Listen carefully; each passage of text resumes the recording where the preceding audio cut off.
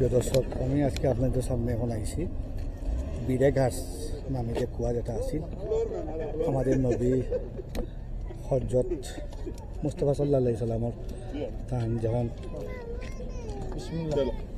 যখন বিদায়ওয়ালা আমাদের আপনার এই জায়গা এই যে বিরে গাছ এই যে কুয়া থেকে পানি তুলে তাদের শেষ গোসল করানি হয়েছে। এগুলো বৃত্তে তারা খাম চলে, বৃত্তে যাওয়া যান না। আমি জুম করি আপনার যতক্ষণ পারি আনিয়া দেখাইমু, আমি জুম করি আনিয়া দেখাইছি বৃত্তে খাম চলে। ওই কুয়া, ও কুয়া থেকে পানি আনিয়া আমাদের নবী মুস্তাফা সাল্লাল্লাহু আলাইহি সাল্লামকে আপনারা জানেন তার শেষ সময় যেটা গোসল দেওয়া হয়, ঠান্ডাভাবে গোসল দেওয়া হয়েছে। ওখান থেকে পানি আনিয়া ওইটারে বিয়ে গাছ হয়। তো ওইটা আমি আপনার যতক্ষণ পারি আমার ক্যামেরার মাধ্যমে আবারও জুম করে দেখাই চেষ্টা করলাম।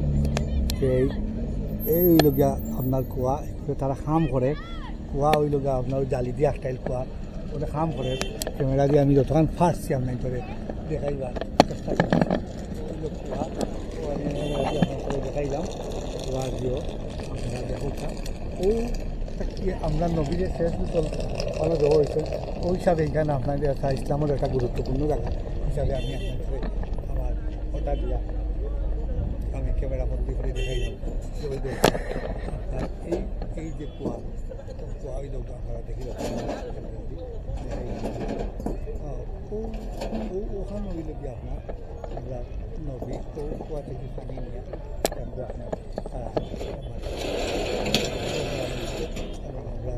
নবীর যে শেষ বিদায় যেন আজ গোসল ফলানি হবে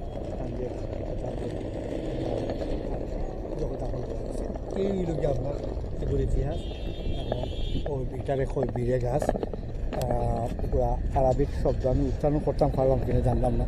আমি যতক্ষণ জানছি তখন বিরে গাছ খাওয়া হয়। কারণ এই যে আপনার এখানে যে বাউন্ডারি তারা দিচ্ছে এখানে কাজ করে, আর তারা ওভাবে তারা কাজ করবো, তারা একটা দেওয়া দিচ্ছে sorry close for maintenance and development. Maintenance develop লাগে তারা ক্লোজ করে রাখছে।